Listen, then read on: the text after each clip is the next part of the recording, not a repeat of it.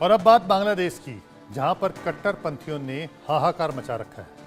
बांग्लादेश में ना सिर्फ हिंदुओं पर अत्याचार हो रहा है, बल्कि हर उस शख्स पर हमला हो रहा है जो कट्टरपंथियों की विचारधारा को नहीं मानते। सबसे पहले आज आपको एक ऐसी ही तस्वीर दिखाते हैं जहां पर एक बौद्ध धर्म की लड़की के साथ कट्टरपंथियों ने ना सिर्फ इसलिए बदसलूकी की क्योंकि उसने अपना चेहरा नहीं ढका हुआ था।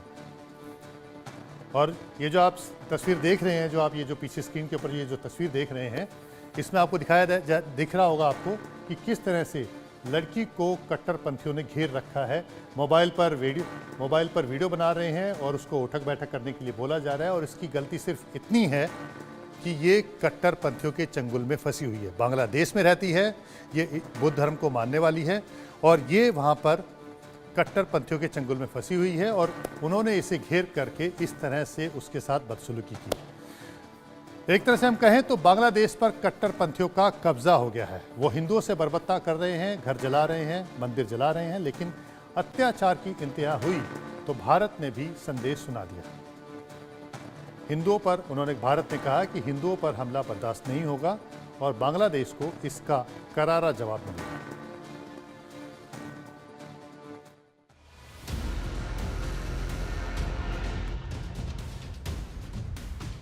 जब बांग्लादेश में हिंदू हलकान हैं, कट्टरपंथियों के हमले से परेशान हैं, मंदिर जलाए जा रहे हैं, आस्था पर चोट हो रही है, भारत विरोधी साजिश रची जा रही है, तब बीजेपी नेता और पश्चिम बंगाल विधानसभा में नेता प्रतिपक्ष शुवेंदु अधिकारी ने बांग्लादेश को सीधी चेतावनी दी।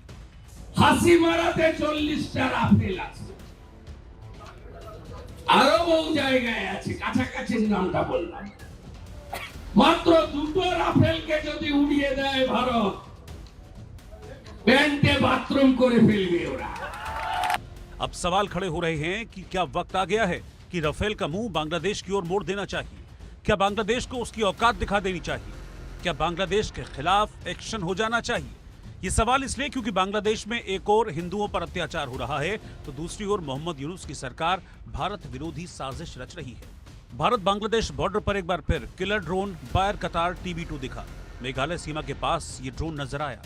ये ड्रोन तुर्की में बना है और निगरानी टोही मिशन के लिए सक्षम है। ये ड्रोन ढाका में एयरबेस बशर से संचालित हो रहा था। ये दूसरी दफा है जब भारत की सीमा के पास बांग्लादेश का ड्रोन नजर आया है। मेघालय से पहले पश्चिम बंगाल की सीमा पर भी किलर ड्रोन TB2 दिखा था। ऐसे में सवाल है कि क्या बांग्लादेश युद्ध के लिए उकसा रहा है? क्या वाकई बांग्लादेश जंग चाहता है? ये जो ड्रोन की गतिविधि है, ये अनेक आतंकी तत्वों के द्वारा जो भारत के विरुद्ध आतंक की साजिशें रची जा रही हैं, ये उसका हिस्सा हो सकते हैं। और बांग्लादेश में जाहिर है कि जो रेडिकल इस्लामिस्ट जिहादी अतिवादी आतंक परस्त ताकतें हैं, वो अपने जड़ों को गहरा कर रही हैं और उसमें पाकिस्तान की खुफिया एजेंसी ISI उनकी पूरी मदद कर रही है। बार बार बॉर्डर पर हरकतें कर बांग्लादेश उकसा रहा है, साथ ही पाकिस्तान से नजदीकियां भी बढ़ा रहा है। तनाव के बीच बांग्लादेश ने पाकिस्तान से हथियार गोला बारूद मंगाए। पाकिस्तान से करीब 52 सालों के बाद एक पानी का जहाज हथियारों का जखीरा लेकर बांग्लादेश पहुंचा है। लेकिन सवाल है कि पाकिस्तान से यारी यूनुस को भारी पड़ने वाली। क्या पाकिस्तानी साजिश के जाल में बांग्लादेश फंस चुका है? और भारत और बांग्लादेश के बीच में संबंधों में ये जो तनाव है वो आगे भी बना रहे, इस मंसूबे के साथ ये आतंकी संगठन पाकिस्तान की खुफिया एजेंसी ISI के इशारे पर काम कर रहे हैं और अनेक ऐसी गतिविधियां कर रहे हैं कि जिससे कि भारत और बांग्लादेश के संबंधों में और अधिक तनाव आए। तो जाहिर है कि भारत को इस तरीके की जो पूरी साजिशें रची जा रही हैं उस पर बहुत ही पैनी नज़र रखनी होगी, जो कि भारत की सुरक्षा एजेंसीज रख रही हैं। भारत और बांग्लादेश के बीच तनाव बढ़ रहा है, दोनों देशों के रिश्ते तल्ख हो रहे हैं, लेकिन इस बीच अमेरिका ने शांति की अपील की है। अमेरिकी विदेश मंत्रालय के प्रवक्ता मैथ्यू मिलर ने कहा, हम चाहते हैं कि सभी पक्ष अपने मतभेदों को शांतिपूर्ण तरीके से सुलझाएं। लेकिन कट्टरपंथियों के दबाव में आ चुकी बांग्लादेश की यूनुस सरकार लगातार भारत के खिलाफ साजिश रच रही है।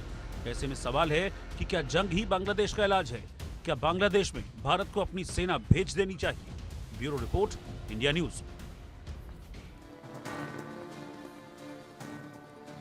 बांग्लादेश की हर गतिविधियों पर भारत की पैनी नजर है। साथ ही भारत सरकार की ओर से मोहम्मद यूनुस को 2-2 कह दिया गया है कि हिंदुओं पर हमला बिल्कुल भी बर्दाश्त नहीं होगा। बांग्लादेश की सरकार को हिंदुओं की सुरक्षा तय करनी ही होगी और इस बीच संघ का भी एक बयान सामने आया है। आरएसएस नेता सुनील आम्बेकर ने कहा है कि बांग्लादेश में हिंदुओं पर हो रहे अत्याचार को रोकने के लिए भारत सरकार को और ज्यादा कोशिश करनी चाहिए। अगर बातचीत से उपाय नहीं निकलता है तो कुछ और उपाय खोजने होंगे। बांग्लादेश में हिंदुओं पर अत्याचार हो रहे हैं और ऐसा लग रहा है जैसे मुगल शासन चल रहा है। हमारे मंदिर जलाए जा रहे हैं, हमारे मंदिरों को लूटा जा रहा है। हम हिंदुओं पर अत्याचार को सहन नहीं करेंगे और अगर ऐसा ही चलता रहा तो बाकी लोगों की हिम्मत भी बढ़ेगी। तो सुनील आम्बेकर ने मांग की है कि भारत सरकार इस घटना के ऊपर सख्त एक्शन ले।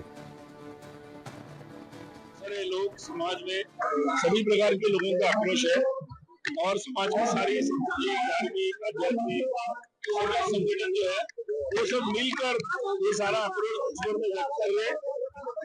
और ये सभी जो आक्रोश है ये सब हिंदू और सभी अल्पसंख्यक बौद्ध जैन और जितने भी अल्पसंख्यक है सब पर जो अन्याय हो रहा है उसको तत्काल रूप से रोकने के लिए चल रहा है। तो मुझे लगता है कि ये आवश्यक था और देश में सभी लोगों ने इसमें पहल की है, बहुत ही अच्छा है।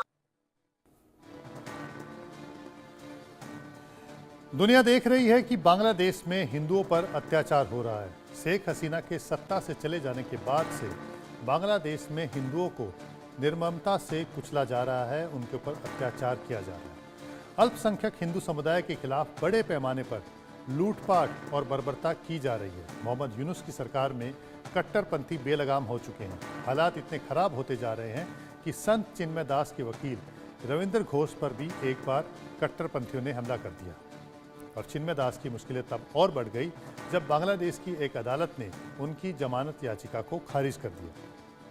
कोर्ट ने कहा कि वो 2 जनवरी को इस मामले की अगली सुनवाई करेगा, यानी कि चिन्मय दास फिलहाल जेल के अंदर रहेंगे और वो बाहर नहीं आ पाएंगे और इसी की वजह से हिंदुओं में गुस्सा बढ़ता जा रहा है।